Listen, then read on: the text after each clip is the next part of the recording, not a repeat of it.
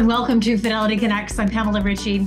It's a little bit of a mixed picture on Wall Street, also on Bay Street today, an overall mixed picture. After yesterday seeing U.S. stocks surge, driven by very strong bank earnings, in some cases also softer than expected, core inflation data that came out yesterday in the morning yesterday. The Dow Jones and the S&P and the NASDAQ Composite, we all saw them ending higher, posting their biggest daily gains in over a couple of months. So might this momentum continue? What do we have in store? And why does our next guest say that he is seeing some wiggle room, certainly, to be optimistic on Canada, perhaps versus or less so for other economies around the world? We'll dig into all of this because joining us here today to talk about the business cycle is Paul Ma. He is Vice President at Fidelity and lead portfolio strategist. Paul, I want to welcome you back warmly. Happy New Year. Good to see you. Happy New Year, Pamela. Delighted to have you with us. And I wonder if you'll join me and everyone else here today. And just before we get started in our conversation, wanted to bring something to everyone's attention and highlight kind of an exciting milestone. You'll see this here. This is this morning. If we pull this up, the Fidelity Balanced All-in-One ETF was crafted to provide investors, you see the bell being rung there, with an efficient, cost-efficient global multi-asset strategy that offers diversification across regions, factors, and also market caps. And this fund resonates, it seems, with clients because of its unique offerings, including the use of active, systematic, fixed income, active, strategic beta equity, and also crypto assets. So this morning, you see there Fidelity opening the market at the CBOE to celebrate the Fidelity Balanced All-in-One ETF. It crossed the $2 billion mark in assets under management, or AGM. So Fidelity is very proud to see the success of this fund over the course of almost 4 years in the market, and very thankful for our partnerships, which have made this ultimately possible. So that's kind of a fun way to start off the day. And you can imagine what that sounds like, Paul, the ringing of the bells. And now we'll actually ask you to ring some bells for us on the business cycle that we're in, because it seems we need a little bit of clarity on kind of a weird business cycle, it appears. You always set us straight on where we need to be. Do you want to begin there? Where are we at this point in our business cycle? Absolutely. Let's bring the chart number one up, and ground ourselves on where we are in the business cycle. That's how Fidelity think about the world. So you see this light blue circle of U.S., right? It's sort of a straddling mid-cycle and late cycle, and whereas the rest of the world are either in late cycle, in recession. So U.S. actually looks really, really good versus the rest of the world. That's number one, right? Number two is that Europe doesn't look so good. They are entering recessionary environment. Germany's exporters having a tough time competing with Chinese exporters, and but two countries that are coming out of recession, trying to get out of that. That's really interesting. Is one of them is Canada, the other one is China. So China, for example, they're trying to stimulate. They're doing all their best to counter all the Trump effect, right? So we'll see if that works or not. But that's sort of they're trying to get themselves out of that growth stagnation a bit. And Canada is just having slightly better, less bad data, right? So we're seeing that coming out of the cycle today as well. So let's go straight to, we might come back to a couple of these charts, because I feel like we're going to need to talk through a lot of them. But I mean, Canada is standing in the middle of a tariff storm. There's no question. Everyone seems to be readying for that. And the inauguration is on Monday. So just take us through a little bit, why Canada at this point? Because actually it kind of doesn't feel like that. So first of all, I mean, there's a reason why Trump wants to target the largest trading partners that we have trade deficit with, right? So Canada, Mexico, China. So those are three, right? That being said, that can be resolved. I mean, U.S. and China are such great neighbors for so long. It's a negotiating tactic, right? But the fundamental of Canada is just getting less bad. We're seeing some resolution of a prime minister who is being around for a decade. It's time for a little change, right? So that inspires a little bit optimism, right? So something would change, and a little bit more pro-business policy, right? So that's causing a little bit more investment, a little less bad things and stuff. And that's what we're seeing, and I'm pretty excited about Canada. Okay, really interesting. Okay, well, we'll come back to some of those things. You have often told us on the to stick with the lakes and rivers that we're used to, and that is quality. Let's bring up slide one again. Go back to this business cycle. That is sort of the quality story, and that's the same as last year. So why haven't we seen a bit of a leadership change in that way? I mean, the sectors, I guess we can talk about leadership Now, there, but you're let's go sticking with yeah, that factor. yeah, absolutely. Let's go to chart number two, where we have a study on the quality factors versus, say, other factors. So you can see in a late cycle recession, we've been stuck there for like last 2, 3 years now, right? Everybody's calling for recession or not, and so how do you invest in that environment? So you got to think about what works in late cycle and recession.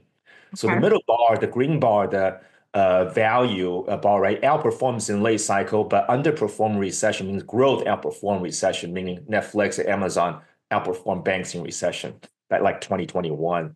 So it's really hard to call the growth and value story, this and that. But yeah, it's easier, however, to look at dark blue bar right there, that outperformance in late cycle and recession and low vol as well, right? These are names that are uh, Microsoft, JP Morgan, there are lakes and rivers we're used to, not waterfalls you can be chasing. You don't want to chase waterfall. And that has been played out exactly as we predicted the last 2, 3 years. You know me as the don't chase waterfall guy, right? Yes. You're welcome, right? That's a way to play it. So I Microsoft, JP, told you yeah, so. I told you so, right? So but I think change is a little bit change is coming looking forward. So, in order to, so the idea is not yet, but what should we be getting ready for? So let's go to slide number three. Okay. Um, there's in the upper like right-hand corner right there, there are a bunch of numbers. Okay. You have 2023, 16%. That's the earnings growth for top seven stocks. All right. Top seven stock. Whereas the negative number is the rest of the 493 stocks by the S&P 500, right? So if I showed you that negative 6%, so if I show you those two numbers, say, hey, top seven stocks can grow 16% and rest of the S&P 500 grows negative 6%, where would you put your money? Right? Easy answer, right? Top seven. That's what they outperform in 2023. In 2024, top seven stock earning per share growth was 32%. And the rest of the S&P 500 grew 3%. Where would you put your money? Top seven stocks, right? So that's sort of the lakes and river you're used to, but not the sort of don't go chasing waterfall rest of the S&P 500. However, this year, wouldn't you love to know what earnings per share this year is for top seven and S&P 500? Well, guess what? There's the analysts who are giving you consensus estimate right there, 23% and 12%, right? So the numbers are closer. And that's why we think this year, right, within large cap, you can actually go chase a little bit of waterfall, maybe using equal weighted ETF, using value or dividend, large cap ETF, right? And find some good stuff, good stocks there. So that's really interesting. You mentioned large cap, maybe going further afield. You didn't mention small cap or mid cap. What is the recipe there? So we talked about there are a bunch of waterfall you should be chasing. Not quite. You got to wait a little bit, right? So small cap, they're very indebted. They borrow so much money versus large cap. Microsoft is net cash position earning 5%. Small cap in general borrow a lot of money. So they really need a rate cut. So if Fed is going to cut more rates, right, bring it down more, then you should go into small cap. Same with China. Is if they get through the trade war first half of the year, China could be a little bit rocky right there. If they get through that and there's some grand bargain between Trump and China, you can go to China.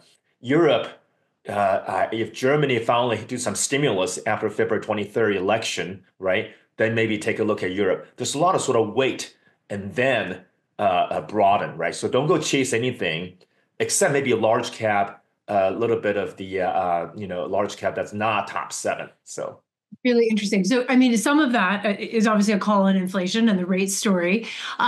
We there seemed to be quite a lot of worry about inflation even up until yesterday. Then we got a CPI number that was a bit calmed the markets a little bit in terms of interest rates being able to come down and continuing along that trajectory, which generally is good for companies.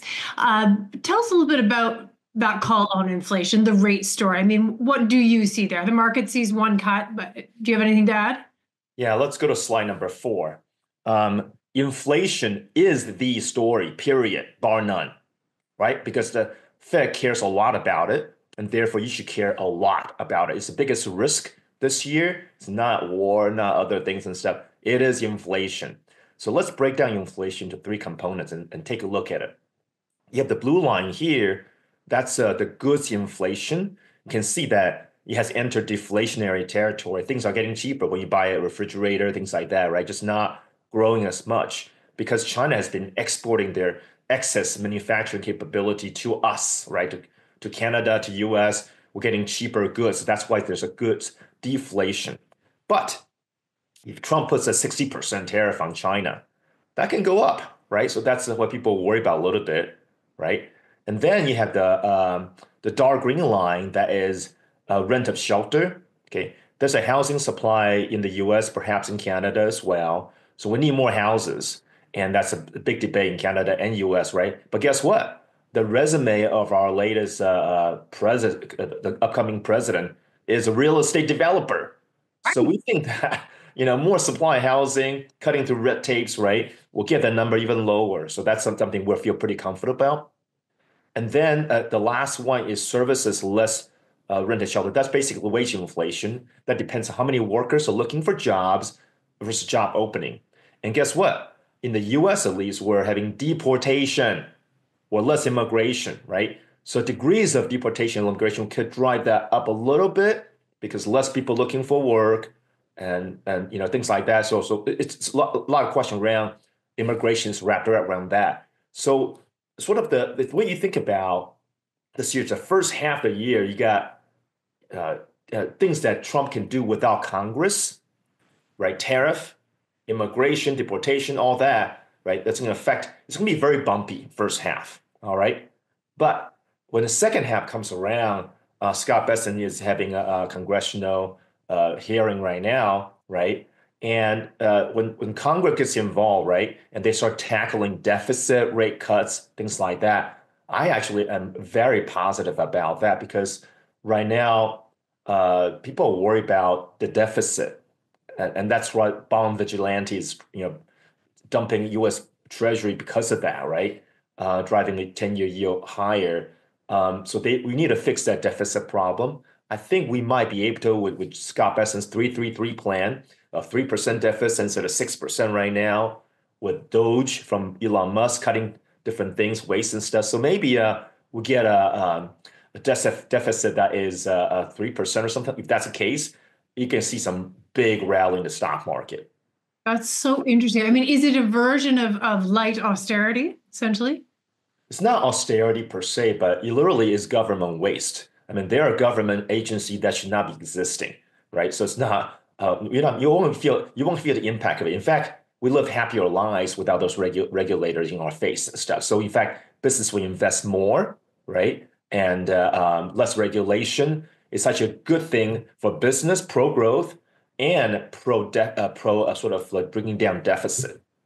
So let me ask you a question. Often the business cycle, I mean, or maybe I should say the presidential cycle almost has its own economic stock market cycle that we sort of think first year does this, second year it's usually okay. And then is that going to switch a little bit around now, do you think? So that's why we start at slide number 1, right? There's the economics underlying, and then we end with inflation, right? Those are the things you should be paying attention to. How does Trump policy affect them is what you should care about, right? So if you think about deregulation, that's good for business, pro GDP, that's good, right?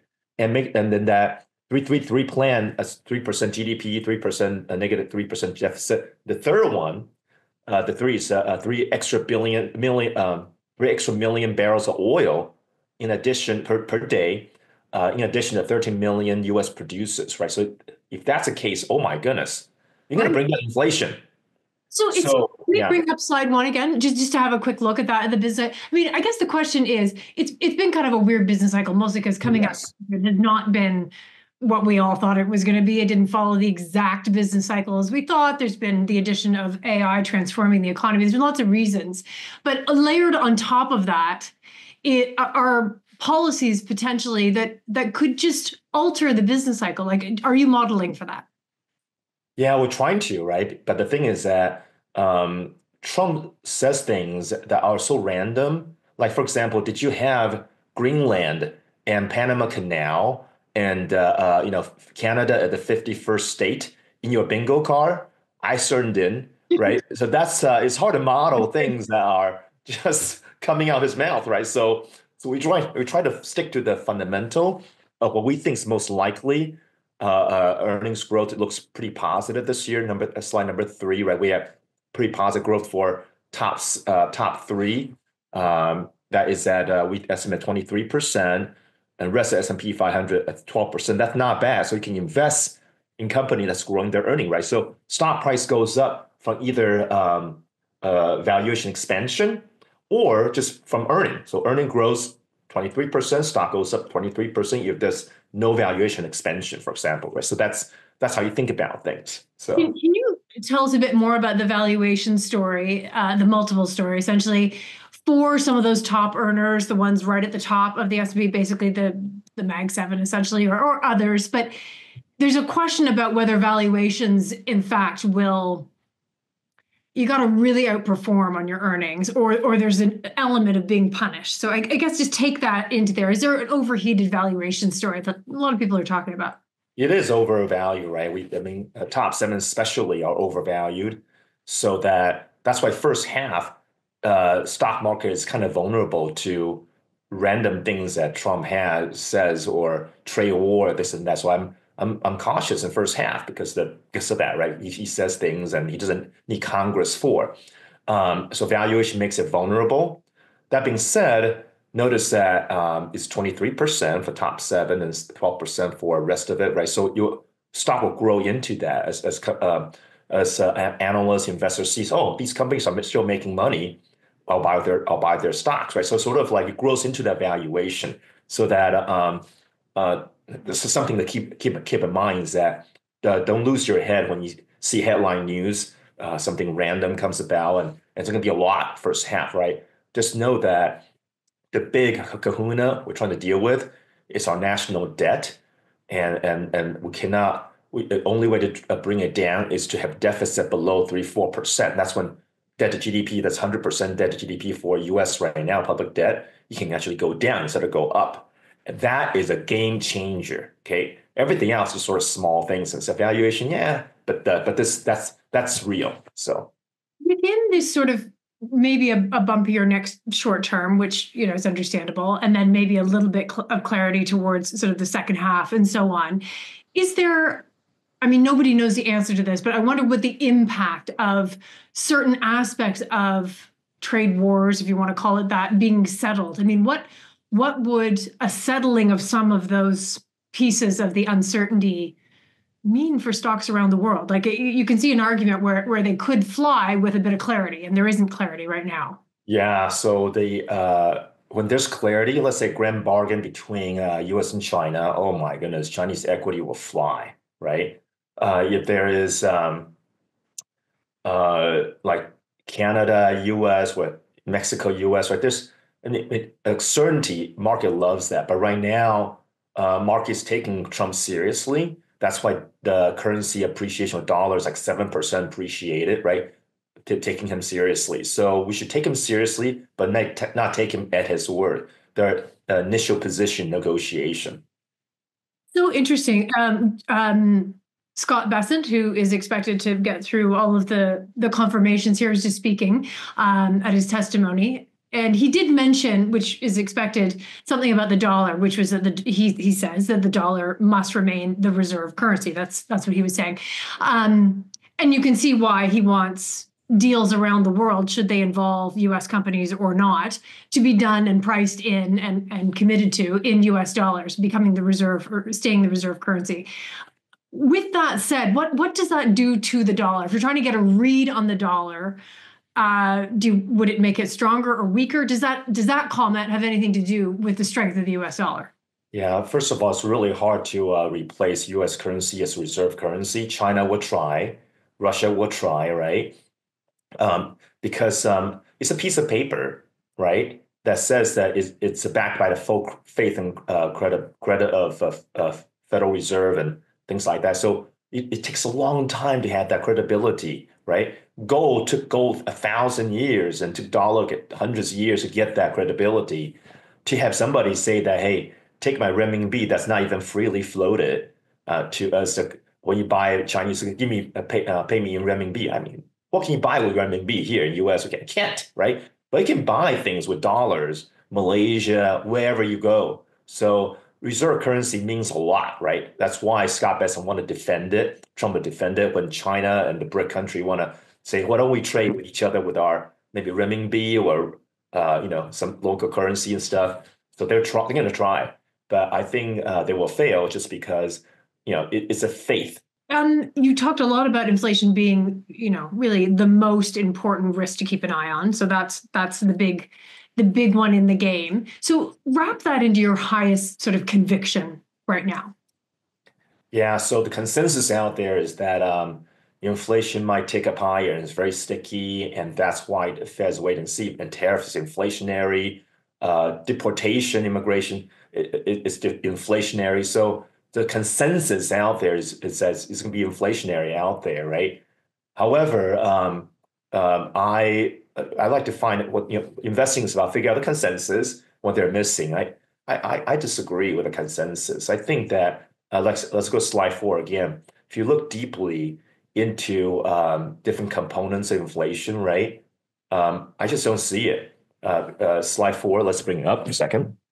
Let's go to that component. Remember, Got CPI out yesterday, PPI the day before. yes, you look carefully, right? Right now the biggest component driving inflation is still the auto insurance, and then I guess rent, right? Real estate rent and stuff, right? And those two both are coming down. I mean, auto insurance just it's one of those things will come down and stuff, just like that. So, and then the goods inflation, right? As I said, the debate is whether tariff is inflationary. You just have to go to Trump 1.0 at 2018, 2019, when Trump raised the tariff on China by 20%, right? Oh, yes. Okay, remind us. Yeah. Okay, what that was very early in the administration, and what happened? There was fear around it, actually. Yeah, there's a fear, right? It'd be inflationary and all that, but there was no inflation. Core PCE stayed around 2%, even dropped a little bit.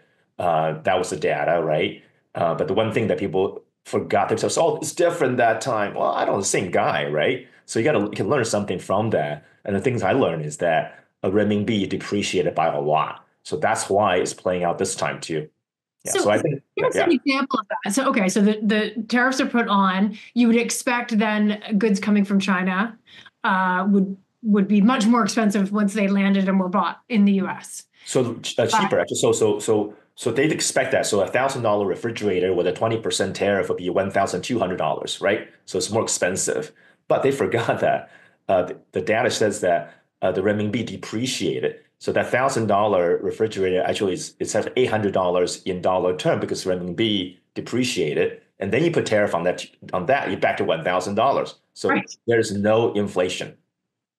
So, I mean, what are we to take from that? Like that the market consensus is wrong. They're expecting inflation to be too high. The blue line right there might stick around that level, right? And then we talk about the green lines where the rent shelter is slide 4. Sorry, did you want slide 4 there? Yeah, sure. Yeah, slide 4 right there. Sorry. So the blue line is not going higher, I don't think, and that green lines are all coming down. So I think that the consensus is missing out. That's why yesterday the rally was so hard. Is that people are like, oh, I was wrong. I thought there's gonna be inflation, but it's gonna be worse. Let me go back to take a look at data, and data shows that shelter is coming down, and that goods are staying really low, things like that. So. Okay. And so just to round out, we're still sticking with, and banks, I guess, fit into this, lakes and rivers that you know, and so on. These are still very large companies that you're talking Yes, about right now. They're still probably quality, but they just haven't had the you got it. momentum behind it. Take us through the factors. We know the story of momentum, kind of the story of quality, but what else do you see later on this year in terms of factors? So momentum, quality, and low volatility, right? Because in an environment where the first half the administration is going to be very volatile, everything's so volatile, you might want to hide in somewhere that's less volatility. What are those? There are ones with high dividend, good dividend payers and stuff, utilities, banks, etc. They are just the things that don't move too much, right? So that's kind of things. Just be first half's gonna be volatile. Yeah. Okay. And is that sort of your final message? Like hold on a little bit at the beginning and then, yeah. Yeah. So first half, just to be aware that volatility is coming. Use it to your advantage. Whenever things trade off, just know that second half, the earnings still there, number one, and that when Congress comes into play, where we talk about tax cuts, deficit reduction, those are all good things. Okay, fantastic. It's great to get your thoughts, and thanks for sharing your slides on the business cycle, on sort of the factor story, and ultimately what we need to watch on inflation. Paul Ma, delight to see you as always. Great to see you, Pamela. Thanks for listening to the Fidelity Connects podcast. If you haven't done so already, please subscribe to Fidelity Connects on your podcast platform of choice. And if you like what you're hearing, leave a review or a 5-star rating. Fidelity mutual funds and ETFs are available by working with a financial advisor or through an online brokerage account. Visit fidelity.ca/howtobuy for more information. On fidelity.ca, you can also find more information on future live webcasts, and don't forget to follow Fidelity Canada on X. The views and opinions expressed on this podcast are those of the participants and not necessarily reflect those of Fidelity Investments Canada ULC or its affiliates. This podcast is for informational purposes only and should not be construed as investment, tax, or legal advice. It is not an offer to sell or buy, or an endorsement, recommendation, or sponsorship of any entity or security cited. Read a fund's prospectus before investing. Funds are not guaranteed, their values change frequently, and past performance may not be repeated. Fees, expenses, and commissions are all associated with fund investments. Thanks again, and see you next time.